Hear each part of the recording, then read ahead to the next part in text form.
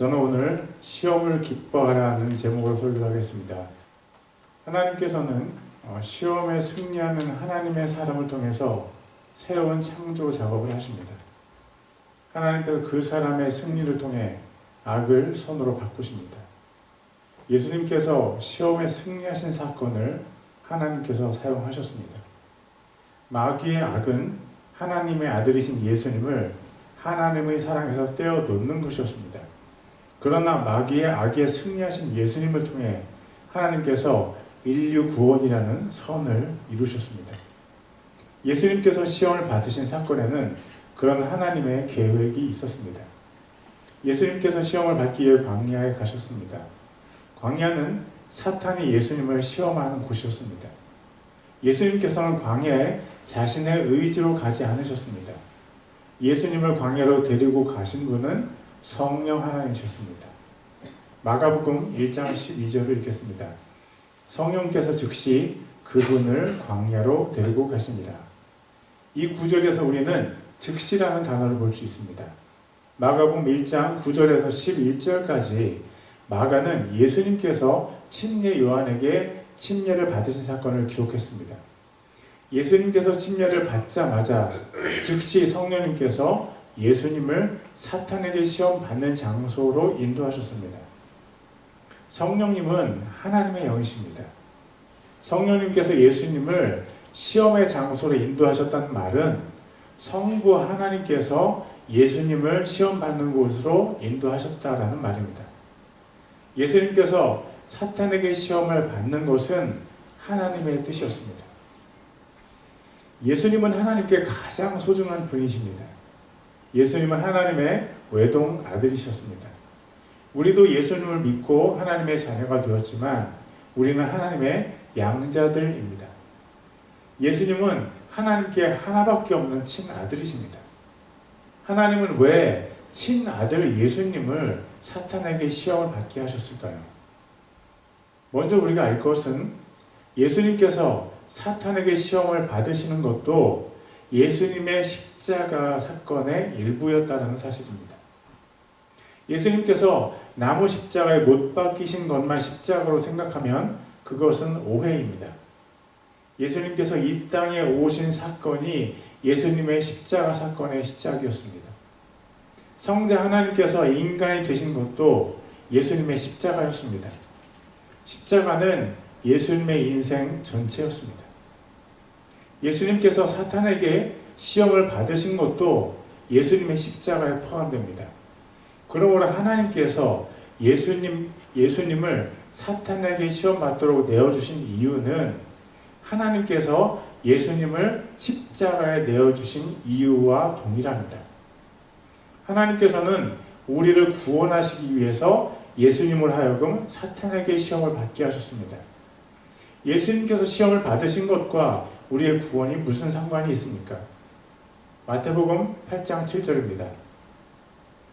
이것은 대언자 이사야를 통해 말씀하신 것을 성취하려 하십니다. 이르시되 그가 친히 우리의 연약함을 담당하고 우리의 질병을 짊어졌도다 하였느니라.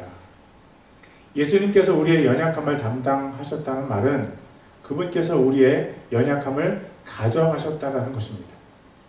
그분께서 우리의 질병을 짊어지셨다는 말은 그분께서 우리 대신 아프셨다는 것입니다. 예수님의 십자가는 우리 모두의 죄의 무게를 합한 것만큼 무거웠습니다. 예수님의 십자가는 모든 인류의 질병을 예수님 몸 안에 모아놓은 것이었습니다. 예수님의 십자가는 인류의 모든 연약함을 모아서 예수님의 인생으로 빚어놓은 것이었습니다.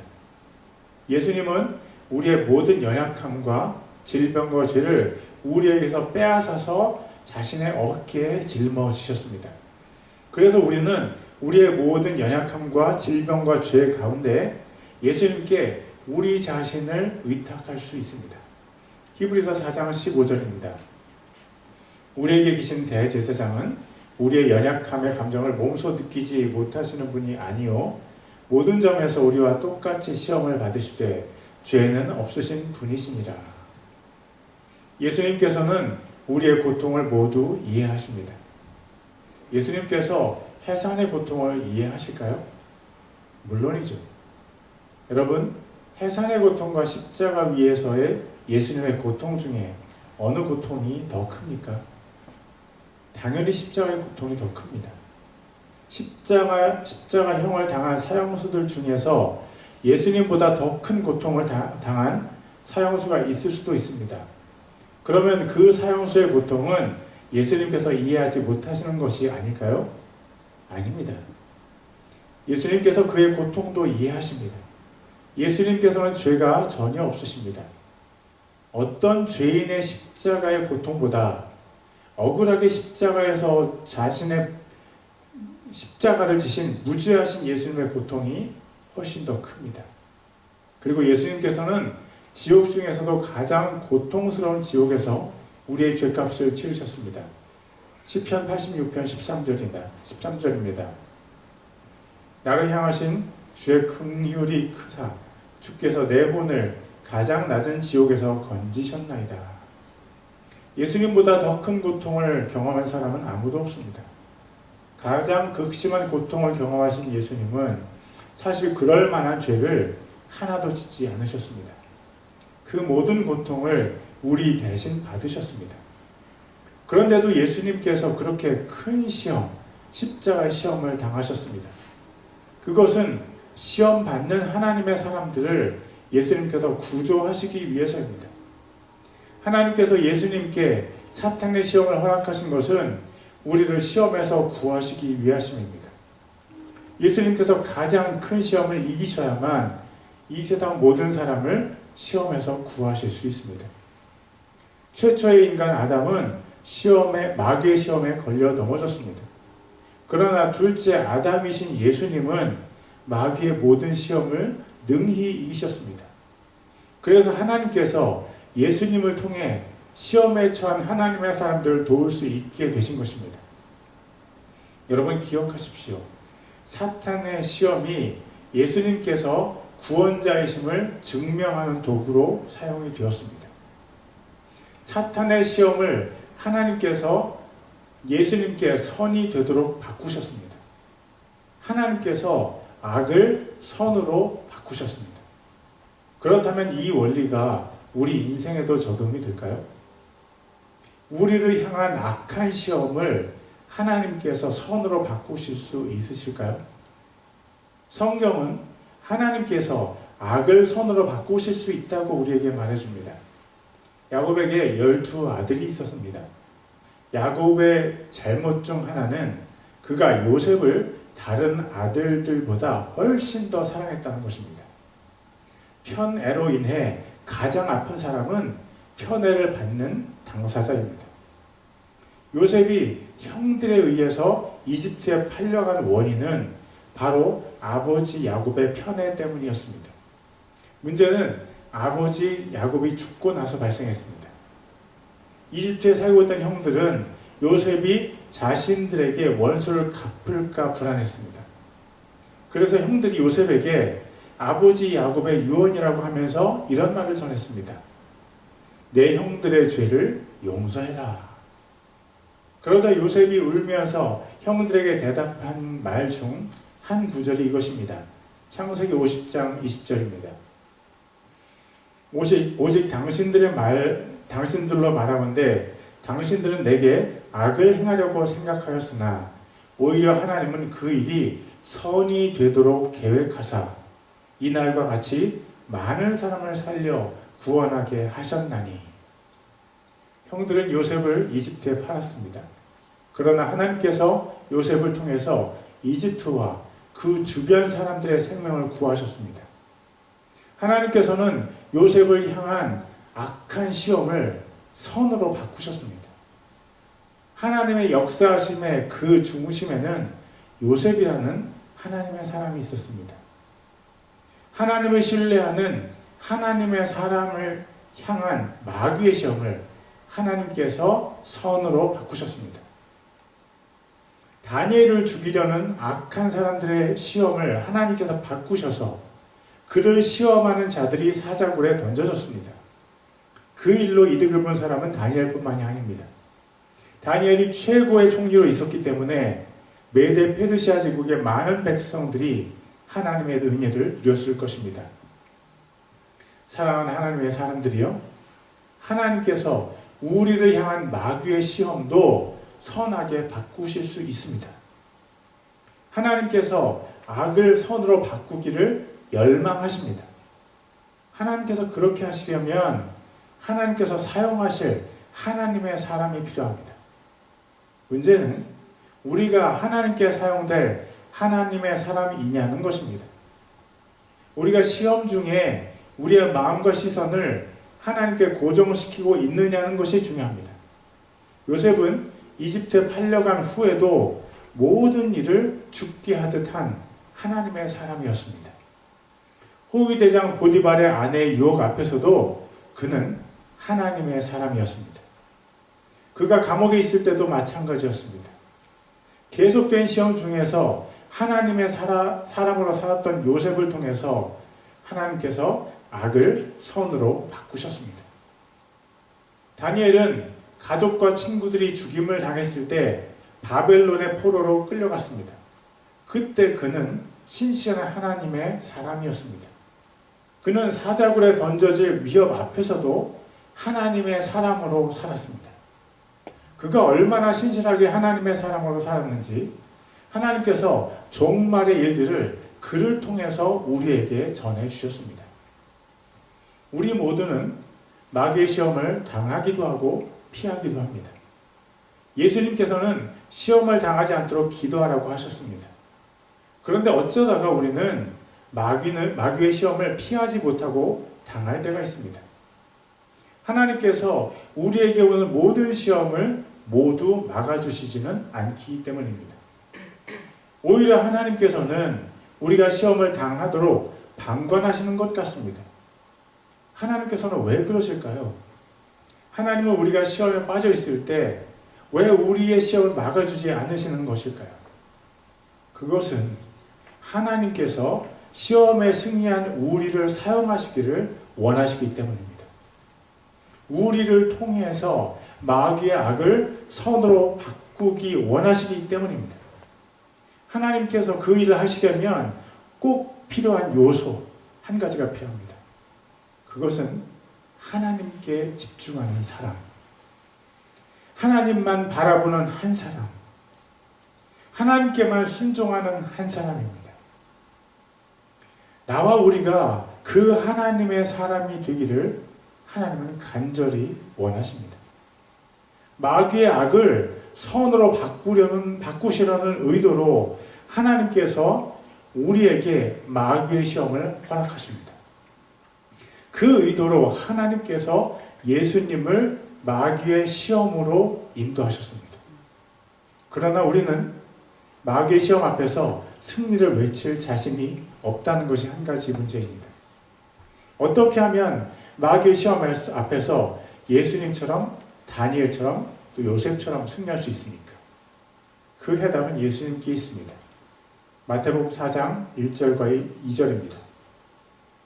그때 예수님께서 성령의 인도를 받아 마귀에게 시험을 받으러 광야로 들어가사 40일을 밤낮으로 금식하시고 그 뒤에 줄이시니라. 예수님께서 광야에서 40일간 마귀의 시험을 받으셨습니다. 그 기간은 예수님께서 금식하신 시간과 일치합니다. 예수님께서 시험을 받으실 때 금식하며 기도하셨습니다. 예수님은 모든 사람이 40일 금식 기도를 하라고 하지 않으셨습니다. 우리가 예수님을 통해서 보아야 하는 것은 이것입니다. 예수님께서 모든 마음을 다해서 하나님께 집중하셨습니다. 하나님께 집중하시기 위해서 예수님은 음식을 끊으셨습니다. 음식을 끊고 40일간 밤낮으로 자신의 마음을 하나님께 드린 예수님께서 마귀의 시험을 이기셨습니다. 예수님의 승리는 악을 선으로 바꾸는 하나님의 손에 들려서 우리를 구원하시는 것에 사용이 되었습니다. 우리도 우리에게 오는 마귀의 시험을 이기기 원합니다. 마귀의 악이 우리의 승리를 사용하시는 하나님의 손을 통해서 선으로 변화되기를 우리는 원합니다. 만약 우리가 시험에 승리한다면 하나님께서는 분명히 모든 악을 선으로 바꾸실 것입니다. 악을 선으로 바꾸시는 하나님의 새로운 창조 작업의 한가운데에 하나님의 사람이 있습니다. 그 하나님의 사람이 당신이 되고 또 내가 된다면 얼마나 좋을까요? 선을 악으로 바꾸시는 하나님의 새로운 창조 작업을 우리가 도울 수 있습니다. 우리에게 당한 시험을 이기는 것이 바로 하나님의 새로운 창조 작업을 돕는 것입니다. 그것을 위해서 하나님께서 나와 당신을 마귀의 시험에 내주실 수 있습니다. 악을 선으로 바꾸시는 하나님을 신뢰하는 사람은 그 시험을 기쁘게 맞이할 것입니다. 야고보서 1장 2절입니다. 내 형제들아 너희가 여러 가지 시험에 빠질 때 그것을 다 기쁨으로 여기라. 하나님께서는 시험에 승리하는 하나님의 사랑을 통해서 새로운 창조 작업을 하십니다. 또 하나님께서는 시험에 승리하는 하나님의 사람을 마음으로 만나 주십니다. 성경에 두 가지 시험이 있습니다. 하나는 테스트이고 또 하나는 템테이션입니다. 테스트는 우리가 어느 정도인지를 알아보기 위한 것입니다. 템테이션은 우리를 넘어뜨려서 하나님을 떠나게 하려는 것입니다. 하나님께서는 우리를 테스트하십니다. 그러나 하나님께서 우리를 템테이션하지 않으십니다. 하나님께서는 우리를 넘어뜨려서 하나님을 떠나게 하지 않으십니다. 그러나 마귀는 우리를 넘어뜨리고 우리가 하나님을 떠나게 하려고 합니다. 우리가 오늘 살펴보는 시험은 테스트가 아니고 템테이션입니다. 시험 후에 두 가지 결과가 있는데 하나는 영광이고 또 하나는 넘어지는 것입니다. 예수님께서 시험을 당하신 것을 통해 우리는 그분의 영광을 봅니다. 예수님께서 시험 후에 비로소 천사들의 섬김을 받기 시작하셨습니다. 하나님께서는 상과 벌이 분명하십니다. 상 받을 사람에게 상을 주시고 벌 받을 사람에게 벌을 주시는 것이 하나님의 법입니다. 예수님께서 십자가 고난을 당하시고 가장 낮은 지옥에서 형벌을 받으신 것도 그 이유입니다. 예수님께서 우리의 모든 죄를 짊어지셨기 때문에 벌 받을 분이 되셨습니다. 하나님께서 시험에서 넘어진 사람들에게는 벌을 주시고 시험에 승리한 사람들에게는 상을 주십니다. 신약 성경에서 시험이라는 단어는 어떤 사람을 신앙적으로 넘어지게 하려는 고난이라는 뜻으로 쓰였습니다. 시험은 예수님을 믿는 신앙을 포기하게 하려는 목적을 가진 것만을 지칭합니다. 이를테면 이런 것들은 신약 성경에서 말하는 시험의 범주에 들지 않습니다. 몸에 병이 생겨서 아픈 것, 가족에게 사고가 생긴 것, 사업이 실패해서 재정이 어려운 것 등 이런 것들로 사람의 마음에 어려움이 생겨서 하나님을 떠날 수도 있습니다. 그렇지만 성경은 이런 것들을 시험이라고 인정하지 않습니다. 성경에서 말하는 시험은 예수님을 믿기 때문에 직장에서 해고를 당하는 것, 예수님을 전하다가 매를 맞는 것, 예수님을 믿는 신앙 때문에 감옥에 갇힌 것 등입니다. 성경은 왜 시험을 이렇게 편협하게 보는 것입니까? 그것은 이런 이유가 있습니다. 자신이나 가족이 아픈 시험을 당해서 하나님을 떠났다면 그 사람은 원래 믿음이 없었던 것입니다. 사업이 실패하고 재정이 어려워서 하나님을 떠나는 신앙은 하나님께 대한 진짜 신앙이 아닙니다. 그런 어려움은 모든 사람에게서 발견되는 것들입니다. 성경에서 말하는 시험은 오직 예수님을 믿는 사람만이 겪는 고난을 말합니다. 그렇다고 해서 하나님께서 일반적인 사람들이 겪는 인생의 어려움을 모른 채 하신다는 말이 아닙니다. 하나님께서는 그런 어려움에 처한 사람들도 안타까워하시고 마음 아파하십니다.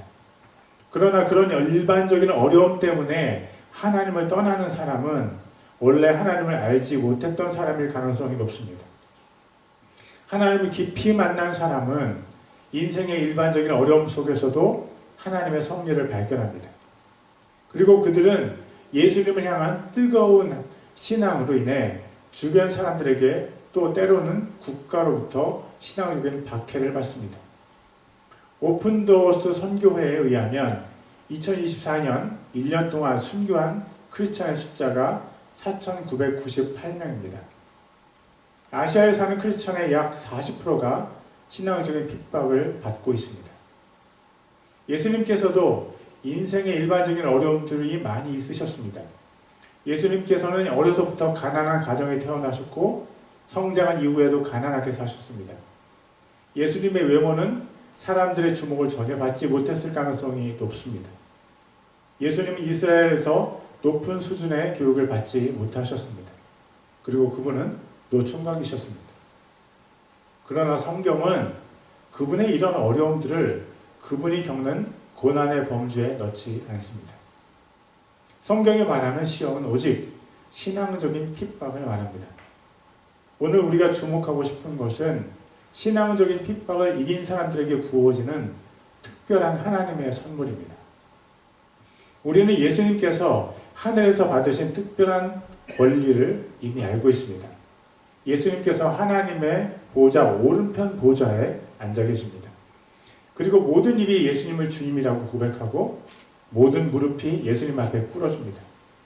모든 만물이 예수님을 찬양하고 예수님께서 새로운 몸을 입으셨습니다. 그리고 예수님은 아버지 하나님과 함께 태양보다 더 밝은 영원한 빛이 되셨습니다. 가장 낮은 지옥에서 고통을 받으신 분이 가장 높이 올림을 받으셨습니다.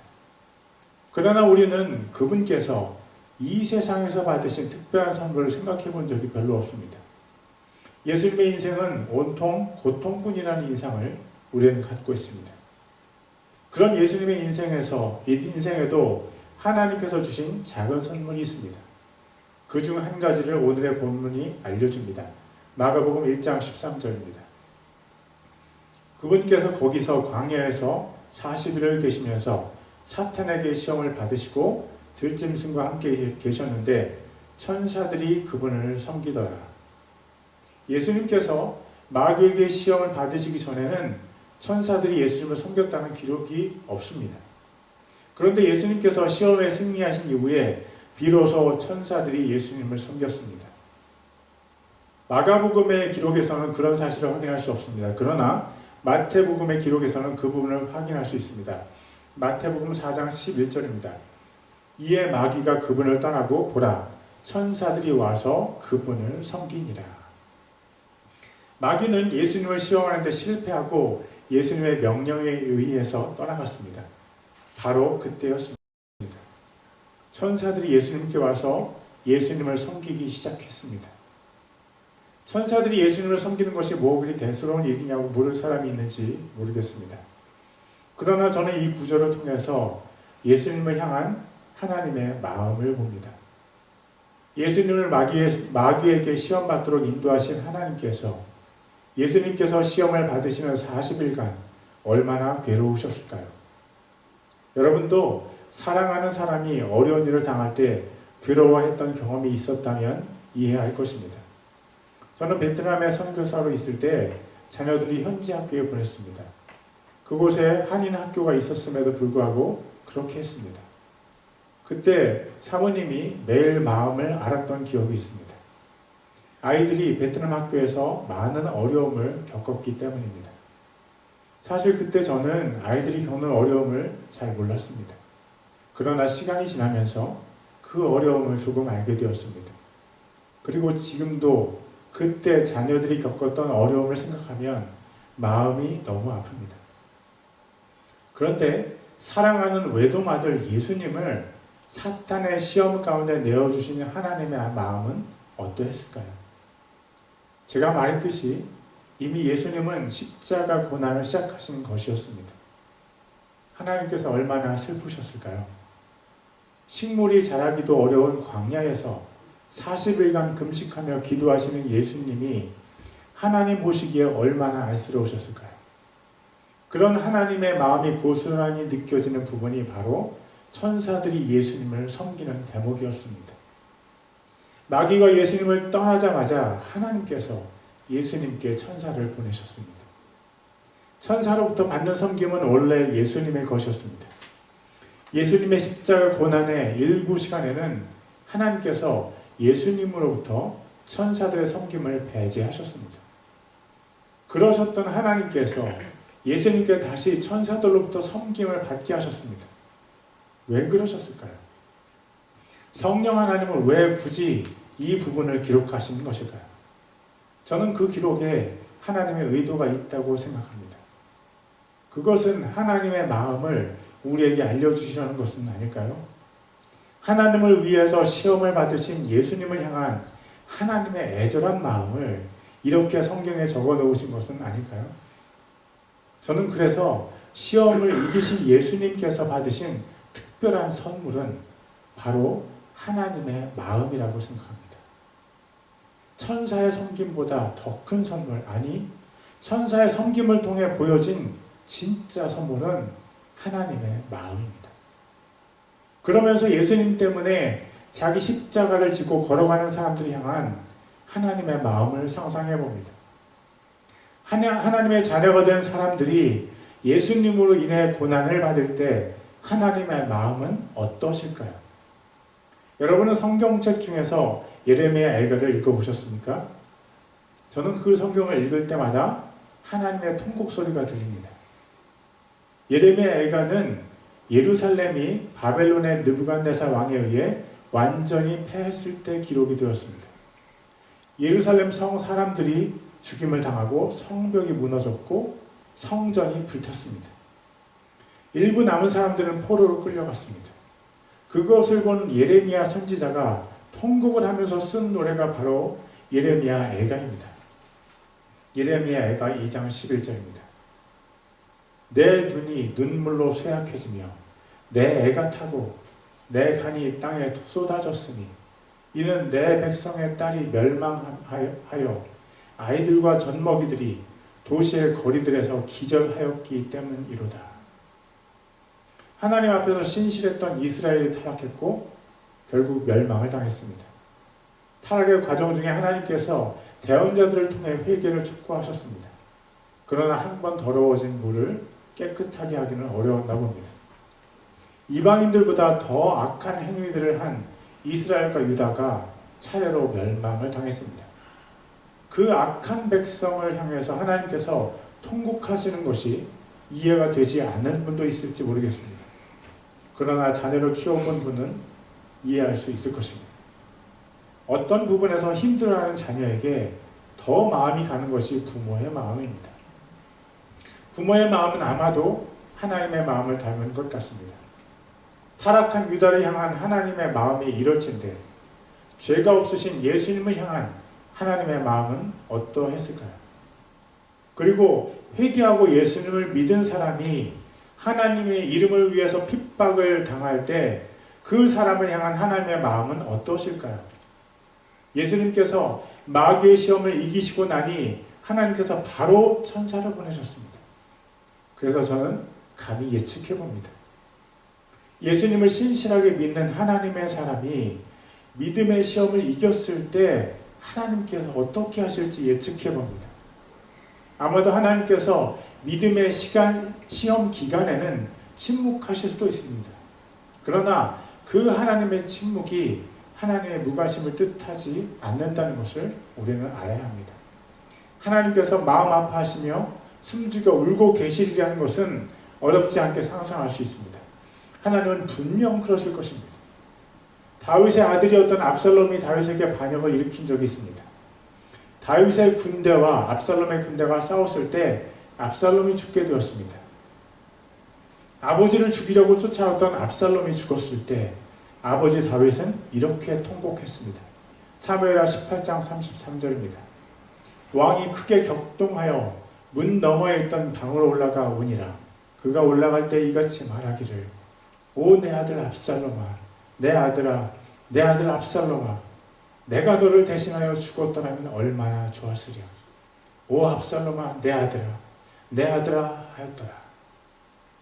아버지인 자기를 죽이려던 아들이 죽었는데도 다윗은 이렇게 아프게 통곡했습니다. 우리 아버지 하나님께서 우리가 아버지 하나님을 위해서 고난을 당할 때 얼마나 아프게 통곡을 하실까요? 그리고 우리가 그 고난의 시험을 이긴다면 하나님께서 얼마나 기뻐하실까요? 우리가 시험을 이긴 후에 하나님께서 자신의 마음을 조금 우리에게 내비쳐 주지 않으실까요? 예수님께서 시험을 이긴 후에 하나님께서 예수님께 천사들을 보내주신 것처럼 말이죠. 그러나 어쩌면 우리는 믿음의 시련을 당하다가 순교를 할 수도 있습니다. 만약 그런 일이 일어난다면 우리 인생은 그렇게 허무하게 막을 내리는 것일까요? 아닙니다. 우리는 하나님을 만날 것이고 그분의 마음과 우리의 마음이 만날 것입니다. 예수님의 신부인 교회가 새 예루살렘이 되어 예수님과 결혼할 때 우리는 하나님의 마음을 확인할 것입니다. 계시록 21장 4절입니다. 또 하나님께서 그들의 눈에서 모든 눈물을 씻어 주시리라. 다시는 사망이 없고 슬픔도 울부짖음도 없으며 또 아픔도 다시는 없으리니 이는 이전 것들이 지나갔기 때문이라 하더라. 우리의 참 인생은 우리가 하나님의 마음을 막힘없이 알게 되는 천국에서 시작됩니다. 비할 데 없이 따스한 하나님의 사랑은 시험을 견디고 승리한 사람들의 전유물입니다. 야고보서 1장 12절입니다. 시험을 견디는 자는 복이 있나니 그가 단련을 받은 뒤에 주께서 자신을 사랑하는 자들에게 약속하신 생명의 관을 받으리라. 하나님께서 우리에게 생명의 관을 씌워 주실 때 우리가 시험 중에 받은 모든 고통을 하나님께서 보석으로 바꾸어 주실 것입니다. 그리고 생명의 관과 함께 우리에게 주어질 모든 영화를 통해 우리는 우리를 향한 하나님의 따스한 사랑을 확인할 것입니다. 그래서일까요? 우리보다 더 큰 시험을 당했던 신앙의 선배들은 시험을 기쁨으로 여겼습니다. 야고보서 1장 2절입니다. 내 형제들아 너희가 여러 가지 시험에 빠질 때 그것을 다 기쁨으로 여기라. 하나님께서는 시험에 승리하는 하나님의 사람을 통해서 새로운 창조 작업을 하십니다. 또 하나님께서는 시험에 승리하는 하나님의 사람을 마음으로 만나주십니다. 하나님의 새로운 창조 작업의 도구가 되기를 갈망하는 사람은 시험을 기쁨으로 여길 것입니다. 또 하나님의 마음과 만나기를 소망하는 사람도 시험을 기쁨으로 여길 것입니다. 시험은 아주 소수의 사람에게는 기쁨이 됩니다. 누가 그 소수의 사람이 되기를 원합니까? 누가 하나님의 뜻대로 시험을 기뻐하기를 원합니까? 하나님께서 당신의 삶을 사용하셔서 하나님의 영광을 취하시기를 제가 주 예수님의 이름으로 축복합니다. 기도하시겠습니다.